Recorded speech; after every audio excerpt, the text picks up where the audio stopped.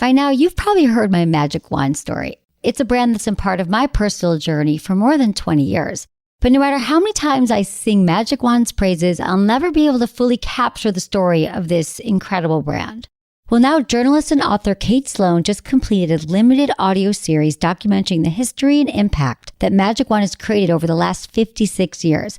It's called Making Magic.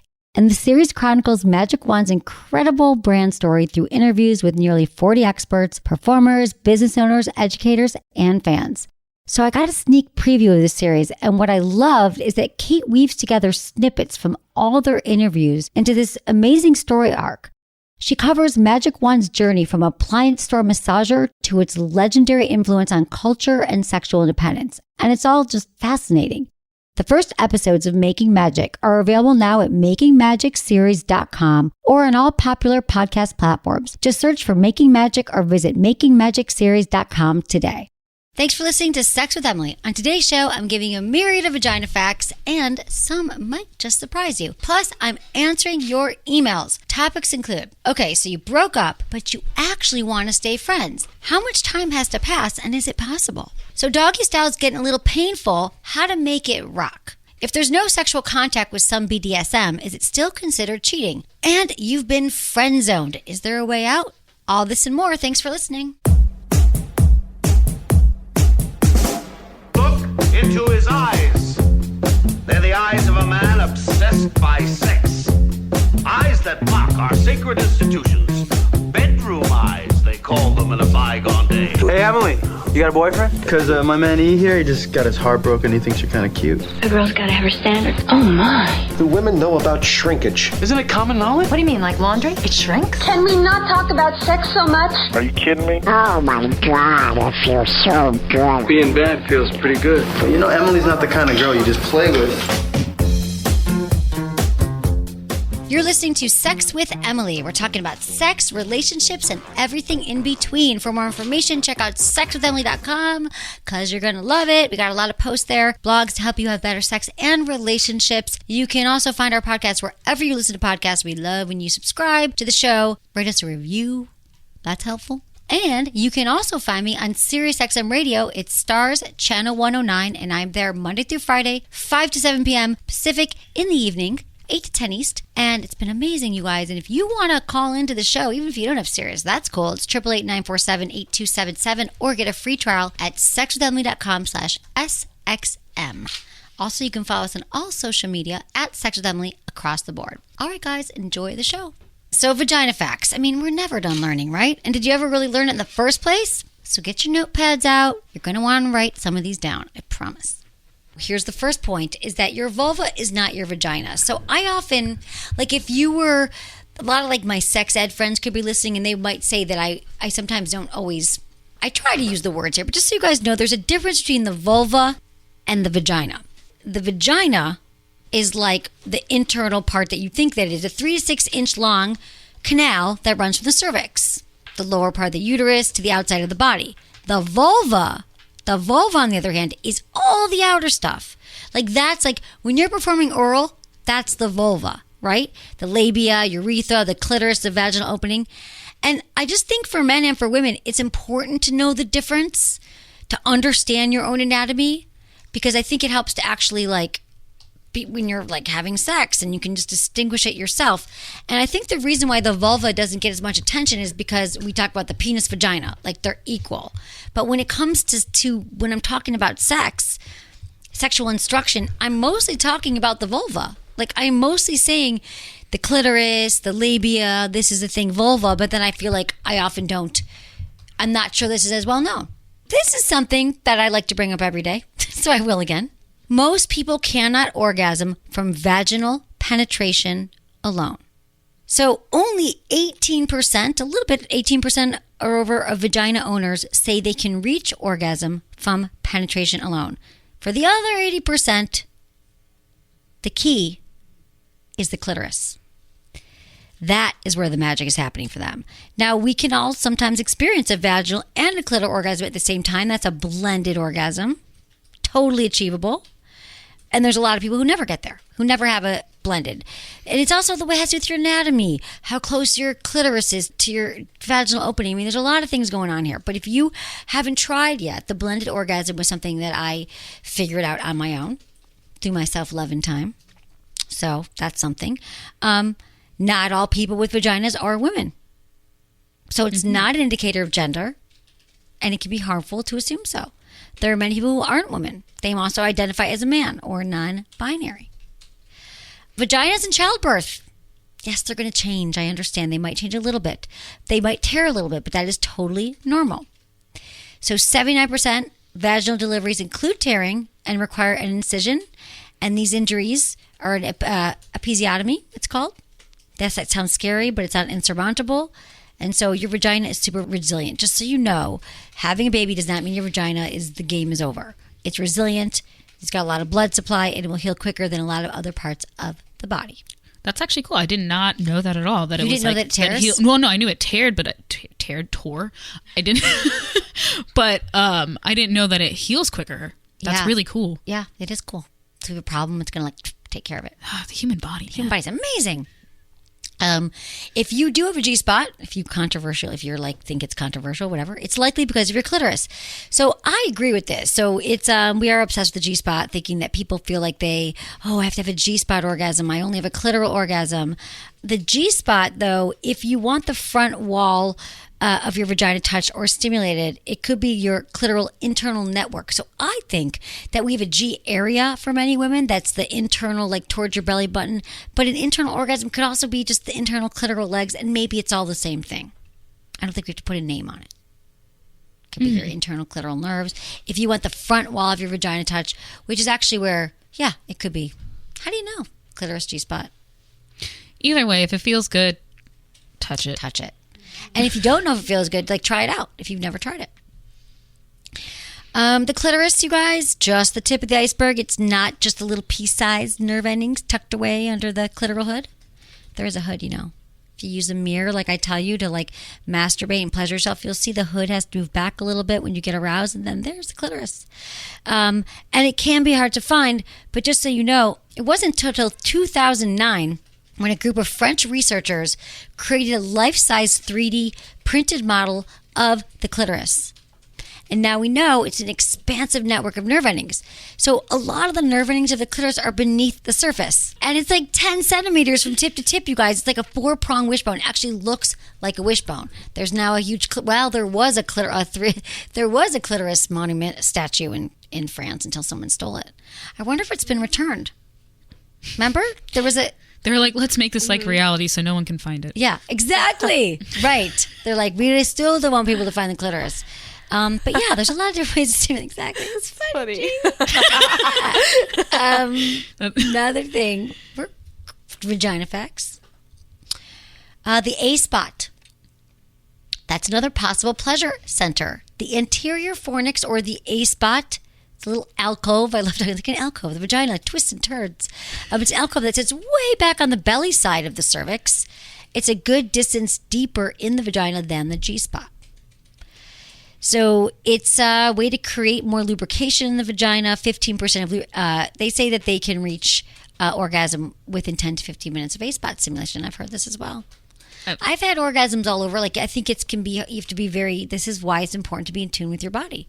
If you're in tune with your body, you'll know the difference if you have an A-spot, interior wall orgasm, or G-spot. Or I'm starting to find that spot, the A-spot, and not like during. That's why I actually really like Doggystyle, because it gets in a lot deeper. Yes. And it's more of like, it's true. It's like you don't want to be like too rough because it could hurt. But if you find that right amount of pressure, like that's when thrusting actually feels good. It does, but you got to find the spot. So it's up to us too to move around and make sure that they find that spot. Like, if sex doesn't feel good the way it's happening, don't assume that it just can't happen. Like, you could alter your positioning. You could move to the left or the right, know which way. Doggy style, go down in leave your butt in the air, go down in your hands, your forearms. I mean, there's different ways to find. That's why I also kind of like a slightly curved penis. Slightly curved or slightly curved toy. What would be a good? The California Dream, the Cal Exotics. Mm-hmm. They make some cool ass toys that could help you find your interior love spots. Yeah, and they're pretty. They're so like pretty. a bunch They're all of different colors. I know, I love them. We just got a lot in. Pretty colors. And those are some of them are curved, the rabbit ones. Yeah. Little curve. That's what we've been calling, like, oh, I wish I'd be concerned about my curved penis. No. The clitoris has twice as many nerve endings as the penis. So the penis, which is very sensitive, we know, we always hear how sensitive it is, has 4,000 nerve endings. And the clitoris, 8,000 nerve endings. And they're a lot more concentrated because it's all in one place. The penis is like spread out through the shaft, the tip. Just the clitoris is 8,000 of them. Like, just think about that for a minute. Clitoris, nerve endings everywhere.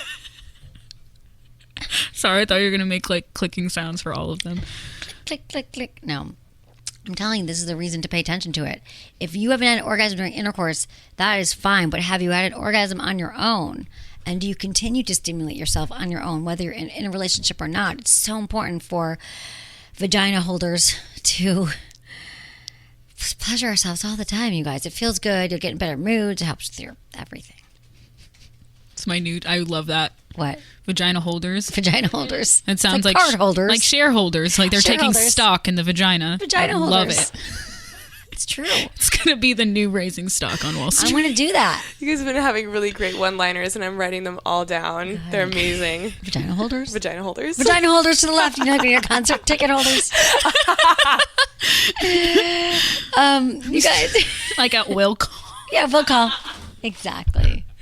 Got all vagina holders at will call. So, vaginas, you guys, how's about this? They're supposed to have a scent, a smell. So, it has a lot of bacteria that work to keep your vaginal pH healthy and balanced. And it could have a scent. It's true, like bacteria, they do have a smell to it. So, if it's a little tangier, you get a whiff, totally normal. And please don't use douches or scented body washes or perfumes. Now, if it's a new scent, it's an odd scent, it's a different scent, then definitely get checked out. But the vaginas they're self-lubricating, they're self-cleaning. Like an oven, self-cleaning oven. We're self-cleaning the vagina. Our pH, we clean it ourselves. Okay, so this is one thing that, regardless of what sex ed is teaching, when we learn about the body, why don't they like say this? I don't know. Because it's like not good, because a lot of people are washing with soap and you're like on the inside and you're not supposed to do that. You're not supposed to do it. We don't because we don't tell anything. We just scare people. Like, that's not even about pregnant. sex. That's just like hygiene. I know. We don't teach hygiene in schools. We just hope the parents are going to do it. And the parents are going to be like, babe, don't use that. The parents don't know not to use soap internally in their vagina. This is why we're here every day. The vagina is self-cleaning. You guys really let it do its thing. So to keep your vaginal pH at the right level, and you want to not have other hostile bacteria taking over your vagina, it's totally going to clean itself. So using a douche is a bad idea. And if you see discharge and stuff, it just means that your vagina is cleaning itself. Like if it's a normal discharge, and you know about the abnormal, but normal is like your vagina is like cleaning itself. How amazing is that? It's like it's like keeping busy, doing stuff. More cleaning things it. should be self-cleaning. I know.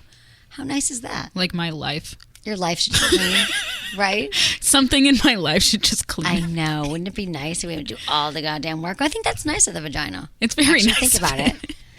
Whoever created us, like think about it. Thank you for being self-cleaning. You can get wet without being turned on. So you can be wet without being sexually aroused. So people assume when the vagina is wet that the person must want to have sex. And that is just not true. I think that's one of those fallacies, one of those myths around sex I want everybody to understand. We get wet for a lot of different reasons. And it's not just because we are aroused.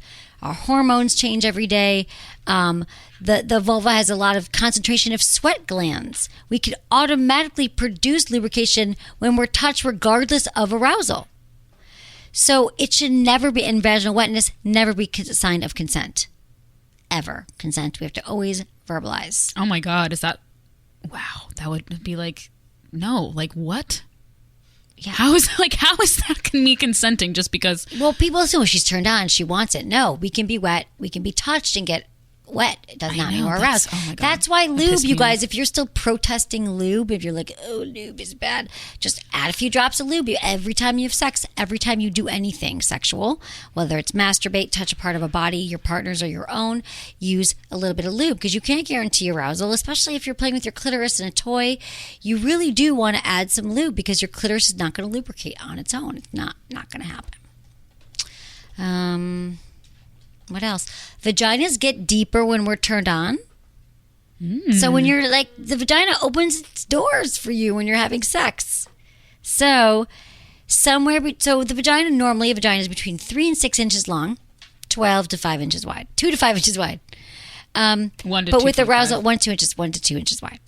Now, after arousal, the upper portion of the vagina, so after you actually are aroused, the cervix and the uterus, they go deeper into your body, making room for penetration. So that it actually opens more when you're aroused, which is why getting aroused takes some foreplay, takes some kissing, some touching, and then the vagina's ready. But if you just shove it in, the vagina can be painful and go ouch, and it hurts.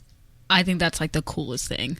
That it opened. Oh, yeah. Because it makes sense. The penis grows, the vagina has to get deeper. Yeah, exactly. But it's just like, But we don't know how to work Science that. is so But vaginas, cool. but the problem is the penis gets very hard before the vagina is often open and ready, which is also why a lot of women have pain with sex because they are not getting aroused first.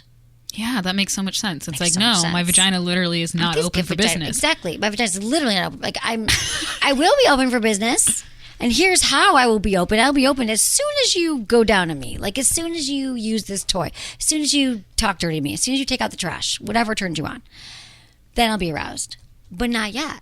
So it's like patience is such a huge thing with sex. Like we have to be patient and we have to pay attention to what our partner needs. There's like just like a little sign right there, like the pool rules before Exactly. entering. But now it's like the vagina rules That before would be entering. the only tattoo I would get.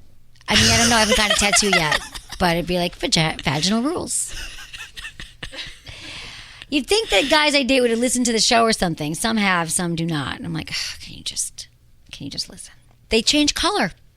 Oh. So when you guys get aroused, when you have sex, when you're just like blood rushes everywhere. Like a lot of our arousal and really great sex is about blood rushing. For the penis too. When your blood's rushing, you're going to get an erection. When your blood's rushing and you get turned on, the blood rushes to your vulva and your vagina. And that makes the color of your skin in that area appear darker. So for women who are like, oh, why is it dark? What's wrong with me? No, it's when you get aroused. First of all, nothing's wrong with that. You're seeing sometimes bleached areas or whatever in porn, or it's lit up or there's makeup on it. But it does go back to its regular shade after you have sex, but please don't trip on the color of your vagina. I didn't know this either. You didn't know? Like, Yeah, oh, it no. changes. Everything changes. That's why I'd love you to look in a mirror, look at it, and see what it looks like when you get turned on. You can lift weights with your vagina. Kegels, do your Kegel exercises, you guys. There are lifts. There are vaginal lifts. There are vaginal balls you can do that are like lifting weights so your vagina can become stronger.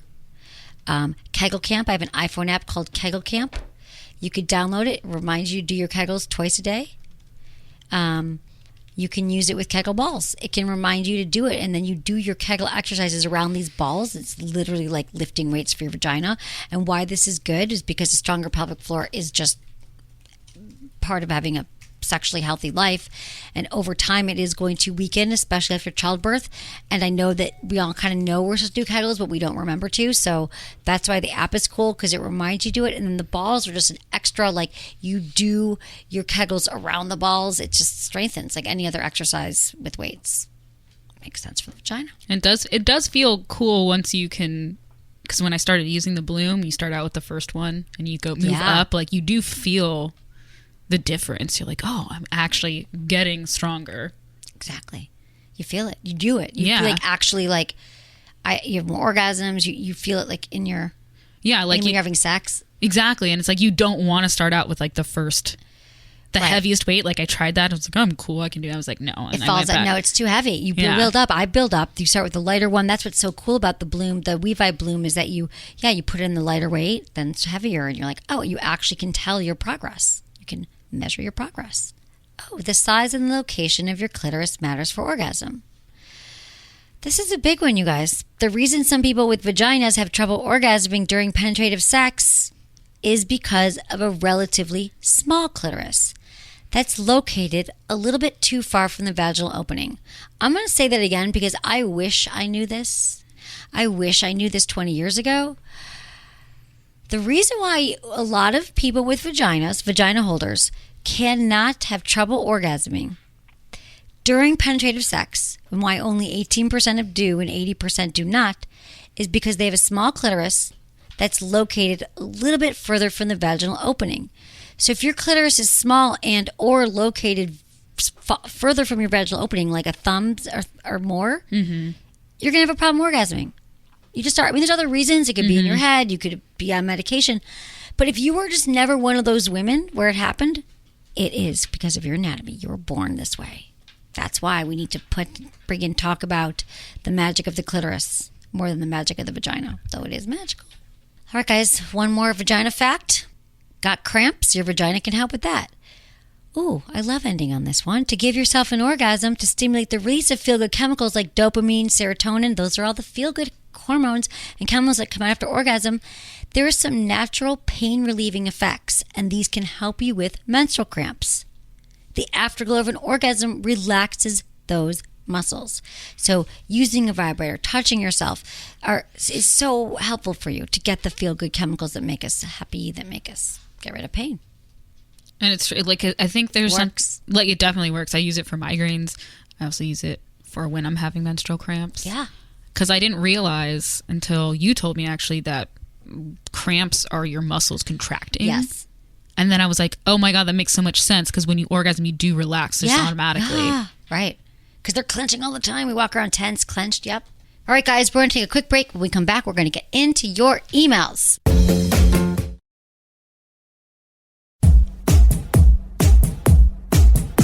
All right, guys, I love answering your questions. It's why I'm here on the planet. And if you'd like a question answered on the show, go to my website, sexwithemily.com, click the Ask Emily tab, fill out a short form, and check yes if you'd like to be called. Or just email me, feedback@sexwithemily.com. But you have to always please include your name, your age, where you live, and how you listen to the show. Thanks, guys. All right. This first email comes to us from Veronica, 29, in Kansas City. Hi, Emily. I recently ended things with my boyfriend of a year and a half due to a lack of communication and effort on his part. He's only 25 and was not ready for how serious we were naturally becoming. In truth, it is a relief. I've been working hard to keep the relationship afloat for a long time, but the truth is we're not compatible. That said, I think it is because we had such a strong connection in the beginning and were friends for a few months before we started dating. As a listener, I know that you have stayed friends with many of your exes for the same reason. I don't want to lose him from my life entirely because I really value him as a person. I'm wondering if you can offer some insight on staying friends. How much time is a good amount of time to take away before reconnecting? Can you help me with this situation so I don't lose my friend? Thank you for your help. Okay, Veronica. Yeah, I've talked a lot about how I am friends with many of my exes, but I have to, not all of them, though. Not all of them you want to stay friends with, but many. And here's the thing, Veronica. I mean, really, you have to gauge this and see what feels good to you, because our instincts is like, well, we can be friends right away. It's okay. We still love each other. But no, I'm telling you, you're going to need a separation. I think 3 to 6 months without contact so you guys can kind of move on with your lives and rebuilding your friendships and doing things and healing. And then you could test it. I say go for a lunch, a coffee, not a dinner. Even the first time you see each other in a few months, you don't know. It can get tricky. So make it kind of like or a coffee or something quick and then see how does it feel. So you don't want to go too fast too soon, after the first time you see him, because this has happened to me before. I was once broke up with someone and I was still really bummed. And I think I saw him about 4 months after we broke up and I wasn't ready yet. And I said, you know what? I need a little bit more time. And I think after another few months, I was like, nah, and now we're good friends. So you have to judge this yourself. But I'm telling you, I know he's a dear friend of yours. I mean, you still love him. So really the best way not to lose him is to be respectful to each other, give yourself time to heal, and then circle back when it feels right to both of you. And also, here's something that could happen. You might realize after time passes, maybe he's not someone that you want to have in your life. So you guys get to decide, or you get to decide what works for you. Thanks, Veronica. This next one came from Anonymous, 32, in the United States. Dear Emily, big fan of the show and love all the work you do to keep us educated and entertained. My girlfriend has told me on numerous occasions she really prefers doggy style and enjoys having her hair pulled and being spanked. This turns me on, and I really want to be able to do this for her, but I actually find the position to be somewhat painful for me. She prefers sex to be on the harder and rougher side sometimes, but this causes soreness and bruising on my pelvic bone and also hurts my balls when we go at it hard like this. I find that the best way for me to get the most pleasure and least discomfort is when she's on top, but I know that doing this position repeatedly is getting boring for the two of us. My question is there something I can do to minimize the discomfort and pain I feel from doggy style? Also, is this pain normal for men, or is this something I should be concerned about? Appreciate any advice you can offer me. Love this show. All right, Mr. Anonymous. Here's the thing. Just so you know that it's 41% of men have fractured their penis during doggy style. That is the most challenging position for men where there's been discomfort. The second is missionary, and the third is woman on top. So, yeah, I don't know how common it is, but if they're going to fracture themselves during sex, it's going to be during doggy style. So really what I'm concerned about is you right now. If the pain is really intense and you feel like something has happened, there's been some recent developments, definitely go to your doctor and get it checked out just in case. A few other things. You said that your girlfriend's really into, hair pulling and being dominated and spanked. There might be other paths here to pleasure for her to get the same results, and it's not just in doggy style. So you guys could get to explore this together, but you could do some research. You could watch some porn together. You could, figure out like what other acts would actually make her feel better and have that same feeling of you being dominated and rough in bed. Now, there's something else that's new we want to mention. It's called the O-Nut, and it's a silicone ring that you put on your penis that just doesn't let you go all the way in. So it can kind of act as a barrier so you're not hitting your pelvic bone, your pubic mound too hard, which is actually sounds like that's what's happening. So if you're comfortable with that, it means you won't be going in as deep, but it's like a penis stopper. You could also try different variations of doggy style. You could, her with her legs closer together, and when she's lying flat on her stomach, this can be a lot more pleasurable for women as well, because for many women, when they're squeezing their legs together, they also get to activate their pelvic floor muscles, and that's where the magic happens, orgasms. She could also have her face down or be on her forearms with her butt high up. Also, a pillow. If you have a pillow that is between you that still allows you to penetrate, that could kind of make things a little bit softer. I always think pillows should just be used. Have a lot of pillows on your bed that you don't mind using for sex. They can help kind of with a lot of different uncomfortable positions. So I think it's all about exploring and finding research. I mean, I love that she's so vocal about what she wants, but again, doggy style isn't the only way to go here. So I want you to be careful and not fracture your penis. So I think you guys, she seems like she's pretty open. You guys could have some fun exploring. I have a book called Hot Sex, over 200 things you could try tonight, and it's awesome because you can just open it to any page, and there's so many positions. There's different variations of all the different sex positions, and I think you'll like it. Thanks for the email, and just be careful, all right, Anon? That's why my bed is full of pillows and comforters. I love it, James. You gotta make it comfy. And sex toys. And sex toys is very true. Right. All right, this next email comes to us from Wesley, 24, in Georgia. Dear Emily, first off, love listening to the show. I drive a lot, and someone told me to listen to podcasts, and I came across yours, and within a week, I've listened to every single one. I have made my wife listen to some of them to be able to help us with our sex lives. Part 1. I'm relatively new to pegging. I decided one day that I wanted my wife to put something in my butt, and we gradually worked our way up to buying a strap-on and her pegging me with it. I absolutely love it. She doesn't seem too enthused to do it. She says she does, but when it actually comes down to it, I don't feel as if she's getting into it as much as I'd like. What do I do? Part 2. I love the pegging so much that I want to feel a real man inside me. I'm not sure how to try to find someone to ask. I actually want to feel a guy finish inside of me, and with all of my experimental thoughts, even considered wanting to give a guy a blowjob just to see if I like the feeling and like doing stuff with men. I'm not quite sure how to ask or tell my wife the way I feel about all of this, so how do I bring this up to her? I want to try experimenting with men because I can't think of too many other things to do with my wife or any female that I haven't already done. Please help me, Emily. It would mean so much. All right. There's a lot to unpack here, Wesley. Let's start with the first part. Well, first I want to say I think it's awesome that you found the podcast and that you have had your wife listen to it, because a lot of couples email me and they enjoy listening to the show together, because I know the sex conversation's hard. So by having me say it, you can be like, hey, babe, what do you think about what Emily says? Should we try that? So I think that's awesome, and I think that's a good tip for all of you in a relationship. Okay, so you're new to pegging. Let me just say this. Part one, she might not be as into it. That's okay. Like she might not be as into all of your kinks as you are. This is going to happen in a relationship for sure. I love that she's actually participating. That is amazing. She could experiment to try to find more pleasure for her. She could put a vibrator between her vulva and the harness so she's still getting pleasure. We love the Moxie from WeVibe. How much do we love the Moxie? Like, this is like the best vibrator. I mean, we should give out the vibrator words of the year. I mean, I think this would be like in my top 5, 3. Yeah. I mean, this is like the panty vibe. When I was cleaning out my garage with Kristen, I showed her like the older versions of other companies that try to do panty vibes. They were not good. They were not, like, it's a good in theory, right? Like, it's essentially, this goes into your underwear. It's a remote control wearable panty vibe. It has a really strong magnet, so it stays in place. So she could put the harness, like I said, and also she could also, or well, I guess he doesn't want to be controlling anything when he's getting pegged, perhaps, but she can control it with the WeConnect app or with the remote. It's really strong. It's really silent, and we just love it. You can check it out at sexwithemily.com/WeVibe. That's just a side note, or any other small vibe she could put in there to get pleasure for herself. You could also ask her, like, what are ways that would make it more pleasurable to her. In reading your email, I'm thinking, okay, have we talked much to your wife about what turns her on? Like, what are her fantasies? What does she want to try? That might make you feel like, not as like guilty, or she's not as into it. If you guys both do exploring together, which is something I encourage all couples to do, is to keep exploring on this journey, in your relationship, in your sex life, especially when you're married. Keep seeing out what feels good to her. Okay, number 2. Well, first I want to say this.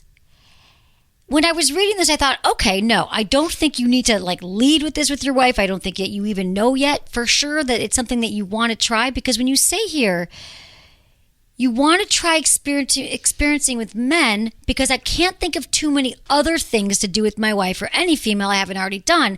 To me, that's a different question than the other part of part 2. You know what I'm saying? That little side thing. And what I can't tell is, are you saying it because you kind of feel like maybe you're not ready to look at the fact that it's something like it's even harder for you, even though you wrote me this email, that perhaps you might be bisexual or you are attracted to men?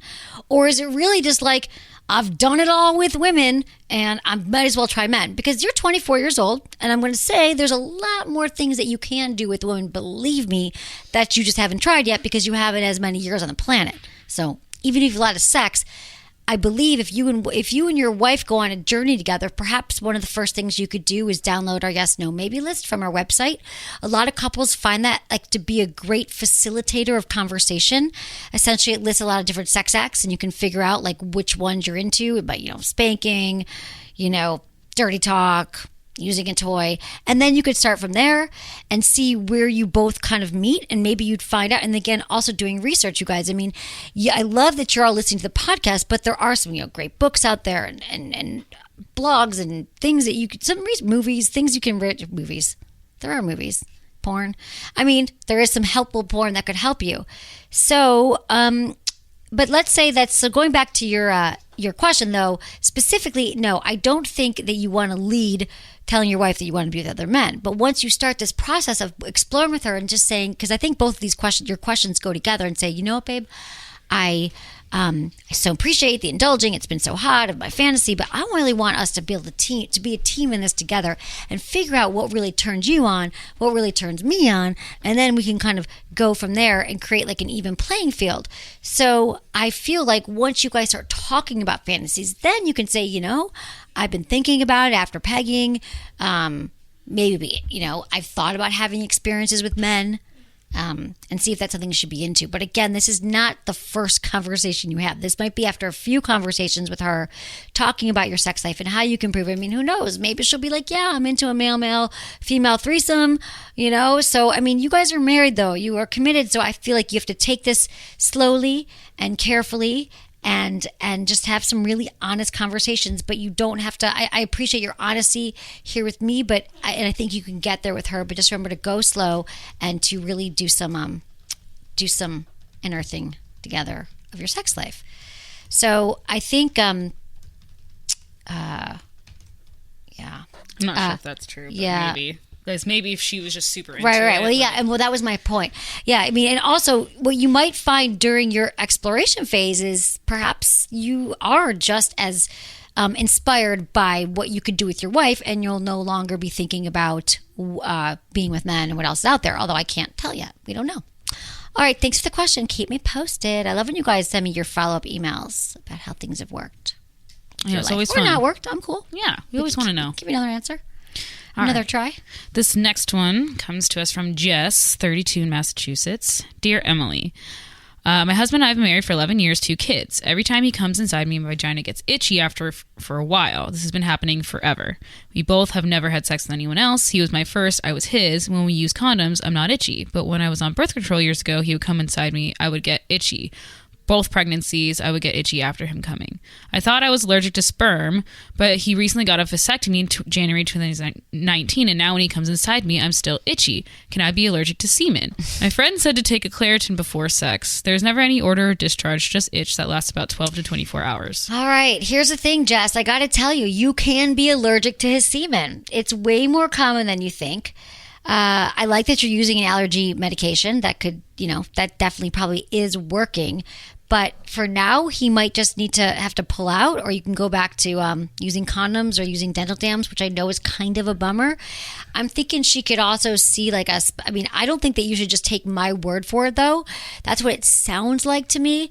But I think, getting to see a doctor, there's a lot of things we could take these days. And maybe if you want to take something more organic, there just might be other workarounds for this. But I would get tested and see if it's actually is a semen to confirm that, and then see what you can do. But if the allergy medication is working, for now, go with that. But that would be, I wonder if with the vagina being such an interesting place, with our pH balance and things are changing with hormones, I'm wondering if there's a lifelong, that she would always be allergic to it. How we change, we can have certain allergies that change. I'm just wondering if there's something that she could do with a doctor or a holistic practitioner that could maybe help with this as well. That would be interesting. And then I'm not sure if she's actually tried the allergy medication yet. But that can help for women. But I think that. But that's just it's a bummer, but also. Yeah, no, could really. Be worse. I just wanted to get a little more. I just feel like right now there's so many different ways, but yeah, allergy medication is a good first step. Yeah, it's an interesting problem to have. Yeah, it is. We don't hear it that often, but it is a real thing for sure. Okay, this next one comes to us from Mike, who's 50 in the United States. Hi, Emily. Love your show. I'm Mike, 50 years old, and been married for 15 years. I've always been into bondage until the last couple of years I've finally gotten my wife to give it a real try, meaning impact play such as spanking. She also lets me tie her hands up, but is very apprehensive about taking it to a higher level, such as flogging or whipping. Would having a BDSM session with an old flame, no sexual contact whatsoever, be considered cheating? Please help. Okay, Mike, I would say that yes, this would be considered cheating. Absolutely. So if you're hiding from your spouse and you think it's something she's going to be mad about, yes, it's cheating. If she finds out, infidelity. I feel like, though, you're kind of jumping the gun here, Mike. If you found out that your wife, you guys have been together for 15 years, and the last couple years she's into it, she's tying your hands up, but higher level flogging or whipping, I feel like you could also talk to her about it. You could try to give her time to warm up and be patient. Our partners are not always going to be what we are into, but maybe she needs a little bit more information about it, needs to experience it. A lot of times we're just fearful of things. We're like, oh, that would really hurt. So I would recommend, when I first read this, you're like, would having a BDSM session, I thought you were going to say with a dominatrix who could help us out, and maybe she could learn from a professional and they could kind of test it, because it's not just about I think that when we have very limited views, especially someone who knows as much about BDSM, there might be other ways to play with it. Just because she's down to the flogging or whipping part, you guys might be surprised if you visited dominatrix or did some research on your own that you don't need to cheat, you don't need to go outside of marriage, but there is a workaround so you guys could find, perhaps a way that you could still get aroused, she could get aroused, and I'd love to know more about her fantasies as well. It's a two-way street here. So I feel like the fact that she came on to everything else in a few years after 15 years is a good sign. So be patient and do some exploring with her. I know this is something you really want now, Mike. He's like, I want the whipping but just be patient, ask the questions, explore. And again, you guys, I think this is for everybody. We all need to do a lot more research. This is what this whole show is about, is how do we actually explore? I think our view of what sex is so limited and what's on the table. We don't even know what's on the table. We know like doggy style, and we know missionary, and we know like spanking with this BDSM. But again, together, a lot of times our partners say no to things, or they're shut down for things because it just sounds awful or painful, which it can be if you don't do it right.